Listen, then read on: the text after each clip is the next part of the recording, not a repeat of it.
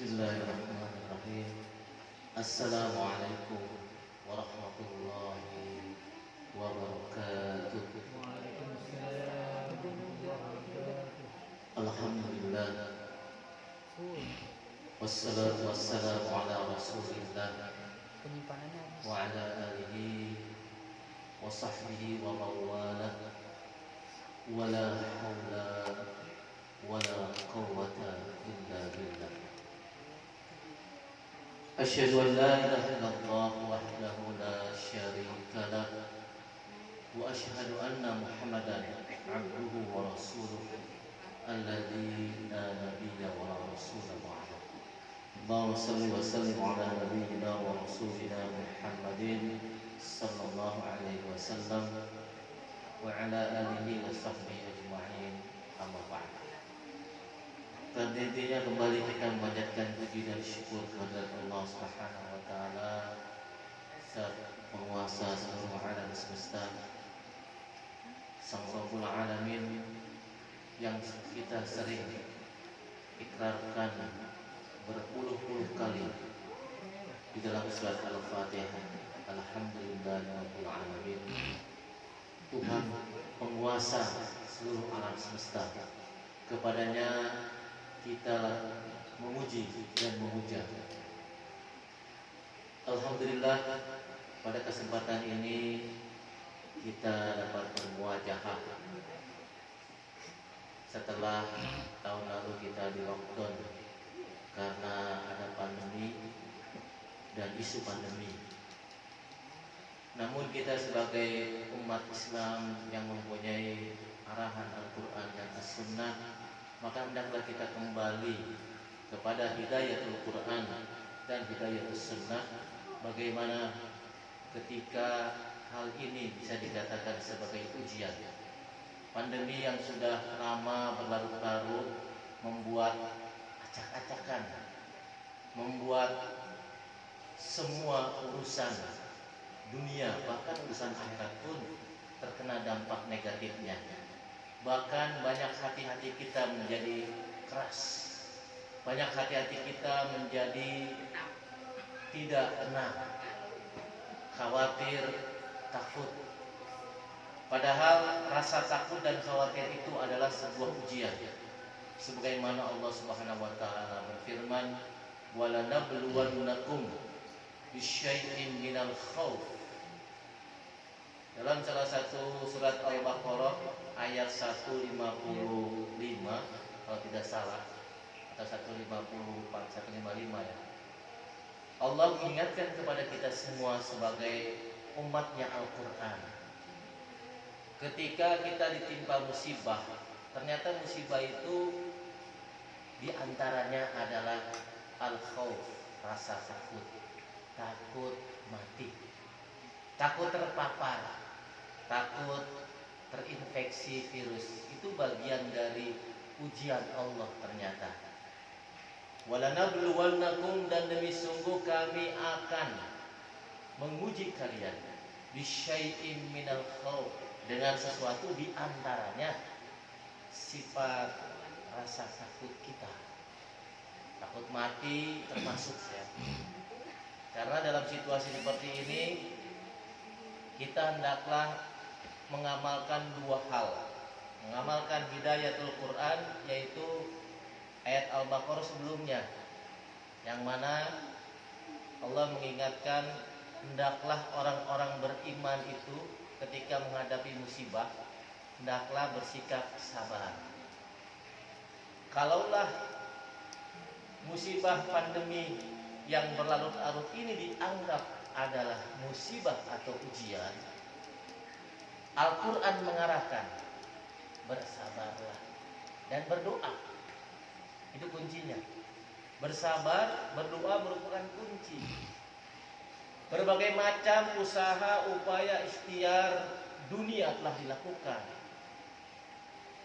Sampai hari ini manusia seolah-olah bertekuk lutut di hadapan corona, makhluk gaib bahasa kita. Gaib yang tidak terasa, yang tidak bisa tampak terlihat namun dirasakan. Dalam catatan WHO bahkan jutaan manusia ya yang tewas kena corona. Tapi itu semua sudah dilakukan upaya dunia. Namun kita sering lupa dengan upaya langit. Nah, upaya langit ini dianjurkan dalam Al-Quran tadi, dalam 5 ayat tematik bersabar ketika menghadapi musibah atau ujian Allah. 5 ayat itu adalah ayat 153 Al-Baqarah sampai 157. Itu bisa dijadikan panduan kita merenungkan dan mentadabburi ayat Allah. Itu hidayatul Quran dalam menghadapi musibah. Dalam konteks Covid ini, maka 5 ayat itu menjadi bagian pelipur lara atau obat hati kita yang sedang gundah gulana, hati tidak menentu, kecewa. Saya kira semua orang kecewa dalam situasi ini. Orang yang tadinya kerja jadi tidak bekerja, di PHK. Yang tadinya usahanya lancar jadi bangkrut. Banyak hal-hal yang tidak bisa diprediksi oleh kita. Nah, sehingga ini bagian ujian. Nah, kalau pandemi ini adalah ujian, maka perintah Al-Quran bersabarlah. Minta tolong kepada Allah dengan cara sabar dan berdoa. Ayatnya Allah mengarahkan kepada kita, ya ayyuhalladzina amanusta'inu bis-sabri was-shalah. Wahai orang-orang yang beriman, wahai orang-orang yang masih mengaku Allah adalah penguasa seluruh alam semesta, wahai orang-orang yang masih mempercayai Allah adalah pemilik dan pengatur semua alam semesta, ista'inu, maka minta tolonglah kalian kepada Allah bisabri dengan cara sabar, wassalah dan salat. Salat dalam pengertian bahasa adalah doa. Karena dalam salat itu hanya dua, memuji dan berdoa. Doa itu minta. Coba aja kita perhatikan semua doa-doa dalam salat. Muji minta gitu. Begitu juga dalam surat Al-Fatihah. Kita perhatikan ayat pertama, kita puji Allah, Bismillahirrahmanirrahim. Ayat kedua kita puji lagi, ayat ketiga kita puji lagi, keempat kita puji lagi, kelima pernyataan kita bahwa hanya kepadanya kita menyembah dan hanya kepadanya kita meminta tolong. Makanya kita dianjurkan lagi ista'inu, isti'anah, iyyaka na'budu wa iyyaka nasta'in. Baru kita minta berdoa, ihdinas siratal mustaqim. Ya Allah, tunjukilah kami ke jalan yang lurus. Banyak orang yang menempuh jalan yang tidak lurus ketika pandemi ini terjadi. Jadi ini ujian, maka sikapilah dengan cara sabar dan berdoa. Itu kuncinya satu. Yang kedua, jika pandemi ini adalah fitnah corona bagian dari fitnah Dajjal, sebuah konspirasi global. Ini sudah banyak analisa dari ahli-ahli yang kita tidak bisa sebutkan namanya. Jadi di sana ada sistem yang berjalan melakukan misi-misi tertentu secara global hanya untuk menguasai ekonomi. Segala macam cara dilakukan. Jika pandemi ini adalah fitnah corona, bagian dari fitnah Dajjal, maka berlindunglah kalian umat Islam. Kita punya kok hidayatul Qur'annya, hidayatul sunnahnya. Baca ayat-ayat tulis. Di antaranya kita baca 10 ayat pembuka surat Al-Kahfi. Kalau kita tahu salah satu kaidah ataupun yang dianjurkan oleh Rasulullah, siapa orang yang membaca bahkan menghafal asyra ayatin min awwali suratil kahfi, 10 ayat di awal surat Al-Kahfi, maka Rasulullah menjamin usima, dia akan termaksum, terjaga, terpelihara dari fitnah ad-Dajjal. Dajjal ini memang sosoknya belum muncul, namun sifatnya sudah muncul dan bahkan sudah menjadi bagian dari siasat ekonomi, menguasai ekonomi secara global. Maka diterapkan sistem Dajjal. Sistem Dajjal itu sistem menipu. Coba lihat, kita perhatikan dan kita analisa secara mendalam bagaimana WHO itu dengan negara-negara maju tidak sepakat dalam menghadapi COVID ini. Banyak hal-hal yang bersifat bahasa kita di 378. Bohongnya, nipunya masih ada. Apakah itu alat-alatnya, dalam konferensi persnya, ketidakterbukaannya. Maka kita kembali kepada ajaran kita. Sudahlah, kalau ini ujian kita bersabar, kalau ini fitnah, maka berlindunglah dengan cara membaca surat Al-Kahfi. Mudah-mudahan kita terlindungi. Itu umat Islam punya arahan. Hidayatul Qur'annya jelas, hidayatul sunnahnya kita amalkan. Doa terbaik Nabi Muhammad SAW mengajarkan kita doa terbaik ketika beliau beraktivitas di luar rumah. Kana idza kharaja min baitihi qala bismillahilladzi la yadurruhu ma'asmihi syai'un fil ardi wala fis sama wa huwas samiul alim. Ini doa terdahsyat. Kalau kita perhatikan dan kita analisa, doa ini cocok dengan situasi sekarang. Coba saja kita perhatikan artinya. Rasulullah ketika beraktivitas di luar rumah, beliau berdoa bismillah dengan nama Allah alladzi la yadurruhu, yang tidak akan dapat memudaratkan kepadanya, kepada pembacanya. Membaca doa itu tidak akan ada yang membahayakan, tidak akan ada yang bisa mencelakai. Ma'asmihi, bersama keagungan namanya. Syai'un, apapun itu, mau virus kek, mau bakteri kek, ya, mau kejahatan nasional internasional, maupun apapun yang bisa mencelakai kita, tidak akan dapat memudaratkan dan mencelakai kita. Bersama namanya, baik itu sumber kejahatan, kejelekan dan keburukannya, itu fil ardi, di muka bumi, di daratan, di lautan, wala fis sama, dan tidak pula kejahatan dan kejelekan, keburukan itu bersumber di langit atau di udara. WHO baru-baru ini menjelaskan bahwa virus itu atau bakteri itu muncul melalui udara. Kalimat udara itu sama, wala fis sama. Jadi doa ini cocok dengan kebutuhan umat Islam sekarang. Jadi dalam situasi ini kita hanya mengamalkan hidayatul Quran, bersabar dan berdoa.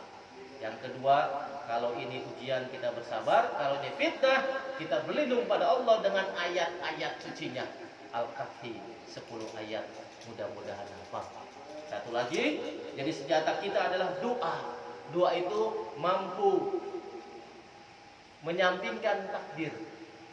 Kalau qadarullah kita sudah berusaha maksimal mungkin, sudah cuci tangan, sudah pakai masker misalkan, sudah menjauhi kerumunan, tetapi kena juga, bahkan sudah orang yang sudah pakai APD pun lengkap masih kena juga, itu qadarullah namanya. Tapi kita dengan berdoa yang diajarkan oleh Rasulullah itu bisa menangkal takdir dan qadar seseorang. Jadi doa itu bisa mencegah atau mengubah takdir. Maka dengan berdoa. Nah, salah satu doa terbaik yang mungkin sampai saat ini harus kita amalkan sebagai hidayatus sunnah adalah doa Rasulullah, yaitu bismillahilladzi la yadurruhu ma'asmihi syai'un fil ardi wala fis sama wa huwas samiul alim. Ditutup dengan sifat dan nama Allah yang terbaik, Asmaul Husna, untuk menunjukkan bahwa kita meminta berdoa, hendaklah kita tutup dengan nama-nama terbaiknya. As-Sami wa huwas sami, dan dia maha mendengar semua keluhan hambanya, semua permintaan dan permohonan hambanya, dia maha mendengar. Jadi apa yang mau dikeluhkan, Allah dengar. Apalagi dengan doa ini, doa menyebutkan nama keagungannya, bismillah. Dengan bismillah semuanya beres. Nabi Nuh ketika repot dihajar banjir bandang, dengan bismillahi majreha wa mursaha beres. Begitu Nabi Muhammad SAW ketika berperang melawan kafirin dengan bismillah nagzu, kata Rasulullah, dengan nama Allah kami berperang, beres semua, kita menang. Walaupun mereka mengucapkan bismillah wal uzza nagzu, dengan nama Tuhan kami Lata dan Uzza kami berperang. Rasulullah kemudian kontraproduktif, kontra dengan mengucapkan yang sebaliknya atau berlawanan. Bismillah, kalimat ini jarang didengar pada waktu Rasulullah diangkat menjadi Rasul. Jarang terdengar. Bismillah, dengan nama Allah nafsu kami berperang. Mereka menang dengan nama Allah. Nah, seperti itu pengamalan kalimat basmalah sebagai ayat yang diamalkan oleh Rasulullah. Kita juga mengamalkannya sebagai bukti kita bertawakal, menyerahkan diri kepada Allah dalam situasi seperti ini. Nah, itu ada sedikit tambahannya, yaitu dalam hadis dikatakan Bismillahi tawakkaltu ala Allah. Dengan nama Allah aku menyerahkan diri sepenuhnya. Tawakal. Nah, itu kan karena sudah usaha semuanya. Ya, termasuk beli vitamin. Ya, habis buat belanja buat beli vitamin doang kayaknya. Ya. Kayaknya orang kita nggak sanggup ya pada vitamin. Vitamin kesini harganya 20 kali lipat, 10 kali lipat. Yang tadi goceng jadi 25.000. Kan menyusahkan juga. Semuanya kena dampak susahnya. Tapi kita terima dengan cara sabar dan berdoa. Kemudian kita amalkan Al-Quran, kita amalkan Sunnah dalam konteks pandemi. Mudah-mudahan kita bisa mengubah bala bencana menjadi arena pahala. Mudah-mudahan. Amin. Ya Allah Rabbal Alamin. Kita tutup dengan doa kafaratul majelis. Subhanallah wa bihamdika anta astaghfiruka wa atubu ilaik. Wassalamualaikum warahmatullahi wabarakatuh.